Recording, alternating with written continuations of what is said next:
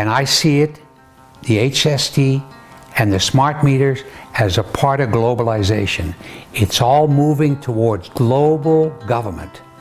I have a notice on my analog meter saying, don't install a smart meter, hands off, I don't want you here.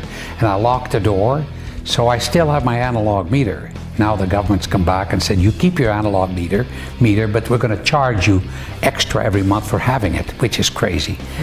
But the smart meters were introduced exactly the same way. The government came out and said, we've committed $1 billion to install smart meters in every home in the province. And I said, well, you know, it's crazy. They don't have enough money for autism. They don't have enough money for health care.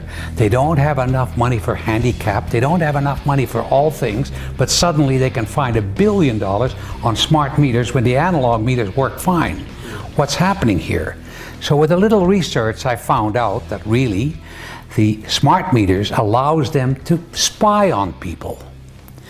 They can put little chips, and they will have. Every appliance we buy in future will have a little chip that communicates with the smart meter, and some smart guy with a computer in Vancouver will figure out exactly what I'm doing from day to day, when I'm here, when I'm gone, what time I come back, what time I go, when I eat, the whole bit. It'll all be available to them if they want to use it.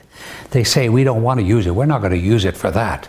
But how do we know? Is that literally this Big Brother type of Orwellian world? Yeah, it was all foretold. It was supposed to happen much earlier, but it's been foretold. I think in part too, sports has become the biggest religion in Canada. The hockey game is probably the biggest religion going. So a hockey game and a bottle of beer is more important than chemtrails or smart meters or HSD and all of those things, which is sad. That's going to change one day, but not until things get very bad. In terms of groups like Bilderberg who are pushing for more globalization and bringing the world together on kind of the bigger picture in regards to globalization, what do you think the end game is? What is the goal? What are these guys trying to do?